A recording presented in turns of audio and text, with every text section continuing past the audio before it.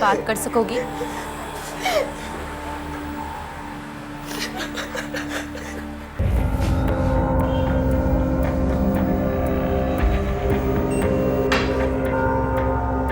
कहाँ गई थी?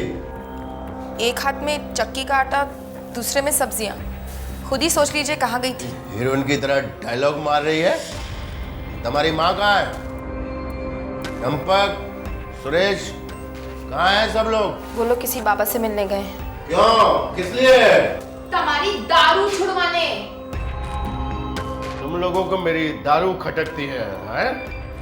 और मैं जो अपनी कमाई से तुम लोगों को रोटियां खिलाता हूँ उसका क्या? बहुत बहुत मेहरबानी आपकी। काश हर औरत को आप जैसा पति मिले और हर बच्चे को आप जैसा बाप। सारी कुतरी ज़बान लड़ाती है। फिर आगे क्या हुआ? मैं रात भर नहीं सोई सर। माँ चंपक और सुरेश का इंतजार करती रही। कमरे से बाहर निकलने में भी डर लग रहा था। बापू दारू पी रहे थे, पीते ही जा रहे थे, पीते ही जा रहे थे। फिर सुबह अचानक मैंने गोली चलने की आवाज सुनी। मैं बाहर निकल के मैंने देखा तो बापू मरे हुए पड़े थे। तुम्हारी माँ और तुम्हारा छोटा भाई सुरेश कहाँ है? माँ कह रही थी किसी बाबा से मिलने जा रही है। ये चंपक भी गया था उनके साथ। आपके आने से थोड़ी देर पहले ही घर लौटा था। चंपक कहाँ है माँ और सुरेश? बोल। उनको कुछ हो गया। माँ, यहाँ क्यों ले आई हो? एक बाबा से मिलने आया बेटा। मुझे नहीं मिलना है किसी बाबा से। मुझे भी नहीं मिलना है। अच्छा, तुम लोगों को भूख लगी होगी ना? ये लो, ये लड्डू खा लो। ये ले। मैं जरा झाड़ी के पीछे हो आती हूँ। अच्छा बेटा।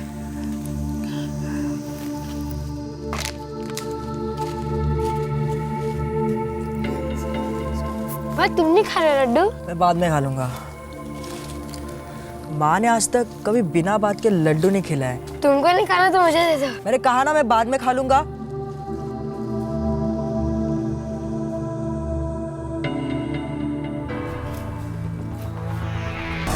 मैं रात भर दौड़ते दौड़ते सुबह घर पहुंचा और जब मैं घर पहुंचा तो बापू मर गए थे। अब सिर्फ मैं और मेरी छोटी बहन बची है। सुरेश,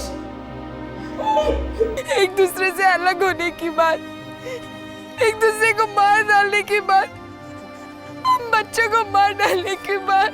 क्यों? किस लिए? मेरे बापू बहुत दारू पीते, कभी कभी तो सुबह नाश्ते से पहले भी। सर, कुछ मिला? नहीं सर, इस इलाके में दूर दूर तक कोई बाबा नहीं है और वैसे भी ये इलाका बहुत सुनसान है।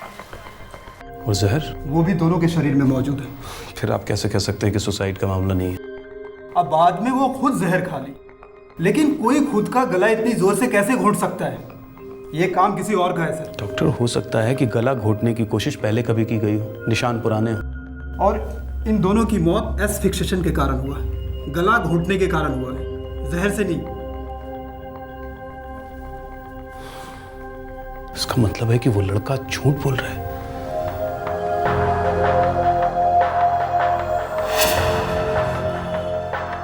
मैंने कुछ नहीं बोला, मैंने कुछ नहीं बोला।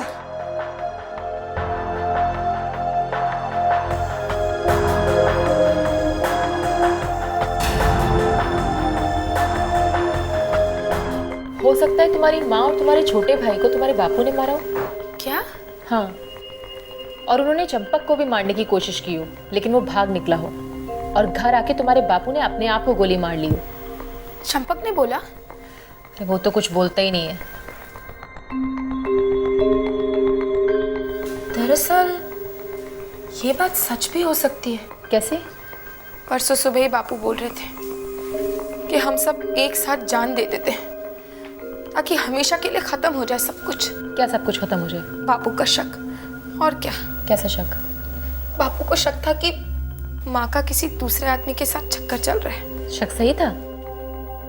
पता नहीं बेन, मैं चंपक को घर लेकर जाती हूँ। वो वैसे ही बहुत डरा हुआ है, यहाँ कुछ नहीं बोलेगा।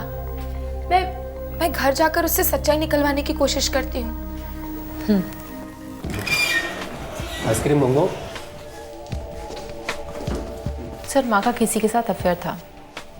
हो सकता है बाप ने मारा या माँ के प्रेमी नहीं। लड़का सच जानता है। नजर रखो इसके घर पे, लेकिन अभी कोई अरेस्ट नहीं। ओके। मुझे ये केस उतना भी सीधा नहीं लग रहा।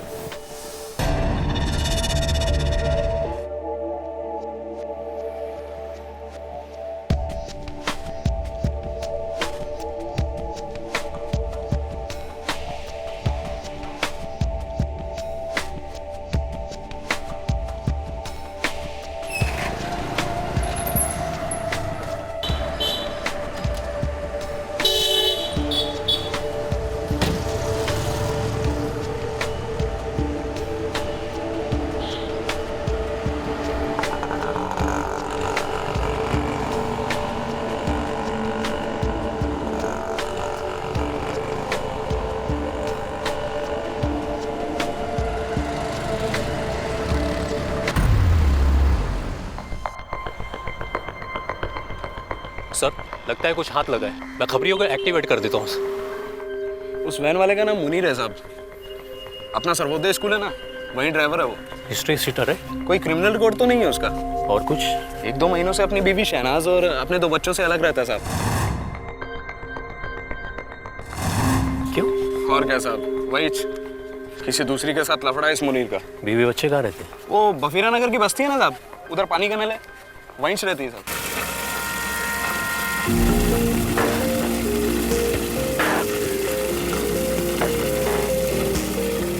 अरे तेजल, तू रोज 2-2 घड़े क्यों भरती है? तेरे घर में भला है ही कौन इस पानी को इस्तेमाल करने वाला? तू अपना घर देखना, दूसरे घर में क्या झांक रही है? झांकना तो तेरे मर्द की फितरत है, तभी तो दूसरी औरतों के घर में झांकता रहता है। क्यों? इसीलिए बच्चे नहीं हुए ना तेरे? मुंह बंद कर, वरना एक घड़ा उठा के तेरे सर में दूंगी। अरे जाजा, बहुत देखी है तेरे जैसी। हिम्मत है, हाथ तो लगा के दिखा। हिम्मत तो बहुत है, अभी दिखाऊं फिर। अरे अरे, झगड़ा करना है तो कहीं और जाके करो, पानी चला जाएगा।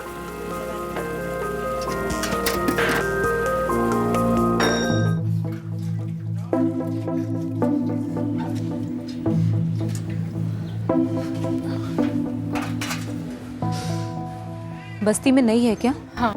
जितने मुंह होंगे ना उतनी ही बातें होंगी, इसलिए चुपचाप निकल जाने का। किसी की सुनने की जरूरत नहीं है। क्या करूं, अपनी तो साली किस्मत ही ऐसी है। क्या हुआ है? तेरा मर्द किसी के साथ चला गया है क्या? मर्दों की तो चाहत ही ऐसी होती है। किसी डायन ने जादू रचा रखा है उसके ऊपर। उसके चक्कर में मुझे घर से निकाल दिया, उसे लेके रह रहा है। पगली है तू। तुझे घर नहीं छोड़ना चाहिए था। अरे मेरा मर्द तो खुद कुत्ता है, मैंने तो लात मार के घर से निकाल दिया उसे। दूसरी औरत उसकी माँ की उम्र की है, शर्म नहीं है हरामी को। और मेरा मर्द, उसकी रखेल तो उसकी बेटी की उम्र की है। एक स्कूल में पढ़ती है वो लड़की। ये मर्द जात ना कुत्रों नी जात छे।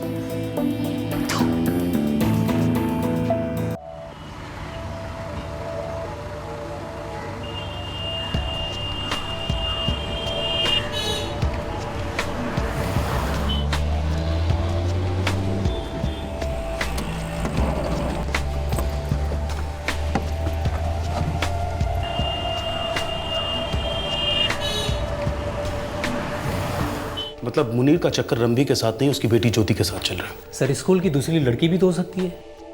उसका पता मैं लगाऊंगी सर। मुनीर की पत्नी के साथ अच्छी दोस्ती हो गई है मेरी।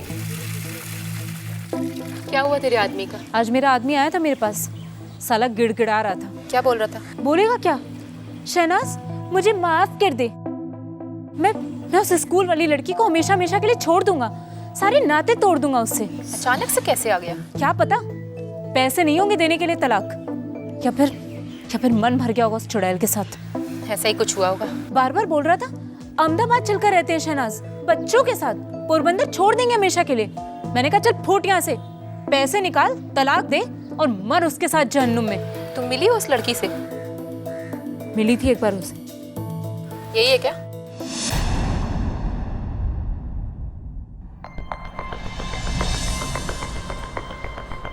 कौन हो तुम? पुलिस। इस लड़की के माँ बाप और भाई का मर्डर हुआ है, हम इन्वेस्टिगेशन कर रहे हैं। मैंने कुछ नहीं किया मैडम, कुछ नहीं किया मैंने, खुदा कसम। ज्योति से कब मिली थी?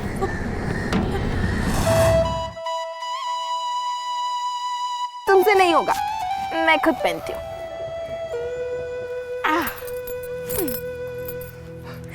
अरे वाह, वाह ज्योति, तू तो बहुत सुंदर लग रही है। चूड़ियां पहनेगी? बेशरम, तेरे बाप की उम्र का है कुत्ता। शहनाज, तू यहाँ? मैं कहता हूँ घर वापस जा, जा। तू तो छुपी रह कमीने। साली, तेरी औकात नहीं मेरे मुनीर की बीवी बनने की। चुपचाप तलाक को मंजूर हो जा और फुट ले यहाँ से। चुप रहे कुतिया, 2 बच्चों का बाप है, इश्क लड़ाती है उसके साथ। तू एक बात कान खोलकर सुन दे मेरी, चाहे दुनिया इधर की उधर क्यों नहीं हो जाए, मुनीर सिर्फ मेरा है और मेरा ही रहेगा, समझी? उस दिन के झगड़े के बाद मुनीर कभी कभार घर आता था, रात भर बाहर रहता था। उस ज्योति के साथ गुलछर्रे उड़ाता होगा, क्योंकि मुझे तलाक देने की हिम्मत ही नहीं थी उसमें। साले के पास पैसे ही नहीं थे हर जाना देने के लिए। सर, इसमें मुनीर का ही हाथ है, चंपक कुछ छुपा रहा है।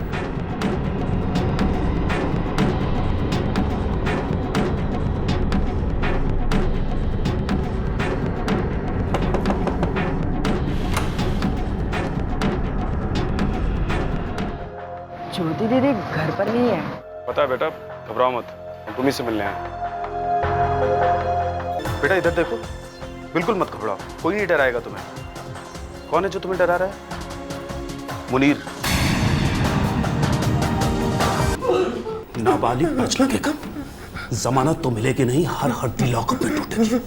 जल्दी सोच और उससे भी पहले बोल, क्योंकि तूने एक पुलिस वाले को मारा है। साहब मैंने कुछ नहीं किया साहब, मैंने कुछ भी नहीं किया, मैंने किसी को नहीं मारा, मैंने किसी को नहीं मारा। औरत और बच्चे का गला दबाते वक्त तो तुझे रोना नहीं आया? उससे क्या पूछते हो? मैं बताती हूँ,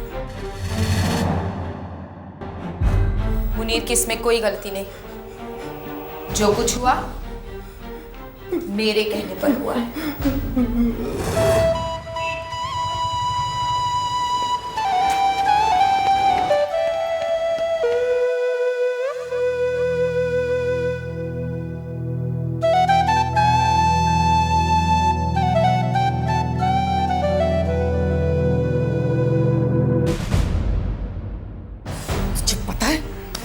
क्या कर रही है? हाँ? मेरा कुछ नहीं चल रहा किसी के साथ। मुझे बेवकूफ मत बना, मैं तेरी माँ हूँ माँ, सब समझती हूँ तेरे ये नखरे। रोज रात को आपकी समझदारी देखती हूँ, बापू के घर आने के बाद। शर्म ही नहीं, बदतमीज हो गई है तू, तेरी जुबान गंदी हो गई है। तो क्या करूँ? हाँ, बचपन से इन आंखों और कानों ने सिर्फ आपको और बापू को लड़ते हुए, झगड़ते हुए, गाली गलौज करते हुए ही देखा है। हो गई ज़बान ऐसी। तेरे बापू को आने दे, तेरे बापू ही ठीक करेंगे। हम दोनों एक दूसरे को भूल जाते हैं ज्योति। अगर तुमने मुझे अपनी पत्नी नहीं बनाया ना मुनीर, तो मैं अपनी जान दे दूंगी, लेकिन उससे पहले मैं तुम्हारे टुकड़े टुकड़े कर दूंगी, माँ भवानी की कसम। हम शादी कैसे कर सकते हैं ज्योति, कैसे? मेरी बेगम मुझे कभी तलाक नहीं देगी, और उसे देने के लिए मेरे पास पैसे भी नहीं है, और तुम्हारा बापू पुलिस वाला है। कुछ नहीं हो सकता ज्योति, कुछ नहीं हो सकता। सब कुछ हो सकता है मुनीर, सब कुछ हो सकता है। हम अपना परिवार शुरू करेंगे, लेकिन इन दोनों परिवारों को खत्म करने के बाद। क्या बक रही हो तुम? सही कह रही हूँ, मेरी माँ, बापू, दोनों भाई, तुम्हारी बीवी, दोनों बच्चे, सबको एक साथ खत्म कर देंगे। ज्योति तुम पागल हो गई हो। हाँ, तुम्हारे प्यार में पागल हो गई मुनीर। तुम मेरा साथ दो ना दो, मैं ये काम जरूर करूंगी। इतना भयानक ख्याल तुम्हारे दिमाग में कैसे आया ज्योति? बचपन से ही था सर। बापू का हर दूसरे दिन किसी ना किसी के साथ चक्कर, ऊपर से दारू, माँ को पीटना, भाइयों को और मुझे पीटना। ऐसा लगता था जैसे एक बार में, एक झटके में ही सब के सब खत्म हो जाए। वैसे भी अपनी सड़ी हुई जिंदगी तो जी रहे थे। तो कैसे मुक्ति दी तुमने इन तीनों को? हाँ, तो कैसे मुक्ति दी तुमने इन तीनों को? हाँ,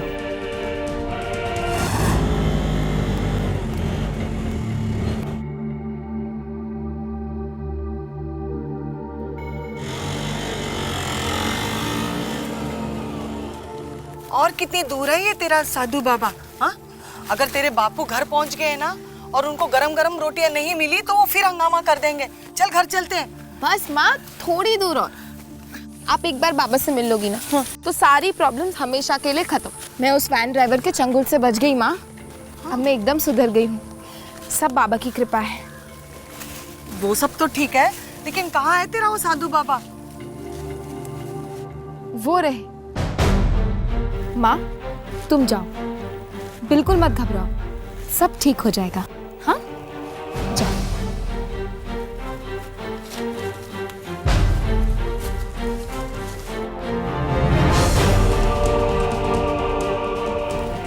सुरेश, अब तुम जाओ। हाँ, वहीं पर।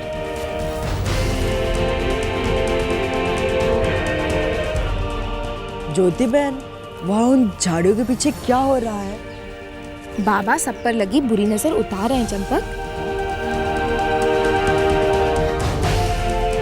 देखो, बाबा इशारा कर रहे हैं।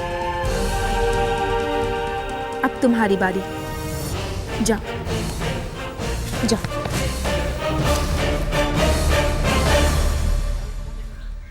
सुरेश, डर मत बच्चा, डर मत। ये दोनों यहाँ पर सो रहे हैं, थोड़ी देर में जाग जाएंगे। ला दे अपना हाथ, मुझे दे। मैं तुझे यहाँ लेटाऊंगा, तुझे यहाँ सुलाऊंगा।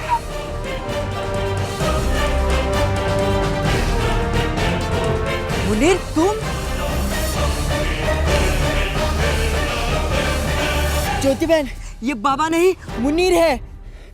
चंपक, चुपचाप वहां जाकर लेट जाओ। ज्योति बहन, माँ और सुरेश को कुछ किया है इसने। सुना नहीं तुमने मैंने क्या कहा? हमें यहाँ से जल्दी निकलना चाहिए। तेरा भाई तेरे बाबू तक पहुंचना नहीं चाहिए।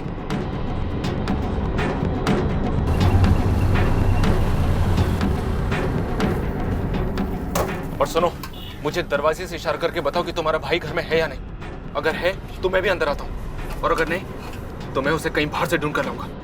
ठीक है।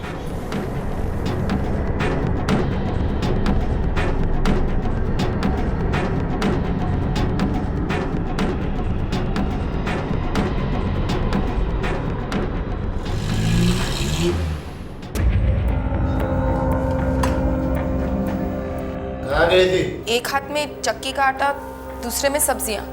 खुद ही सोच लीजिए कहाँ गई थी। बड़ी हीरोइन की तरह डायलॉग मार रही है। तुम्हारी माँ कहाँ है?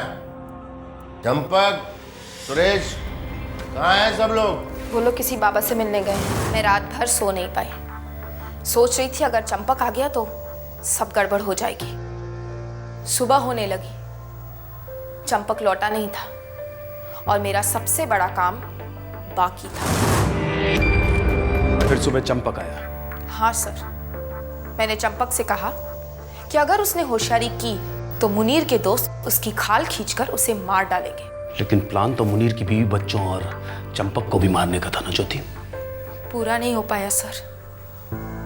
पकड़े जो गए।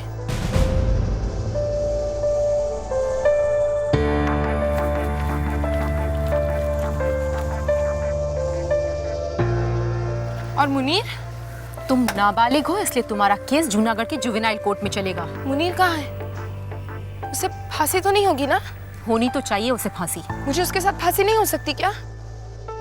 मुझे भी मेरे मुनीर के साथ फांसी दे दो। कभी कभी तो लगता है तुम्हें भी फांसी ही होनी चाहिए, पर फिर याद आता है कि तुम सिर्फ 16 साल की बच्ची हो। शायद एक दिन तुम्हें तुम्हारी गलती का एहसास हो जाए। बैठा ऐसे।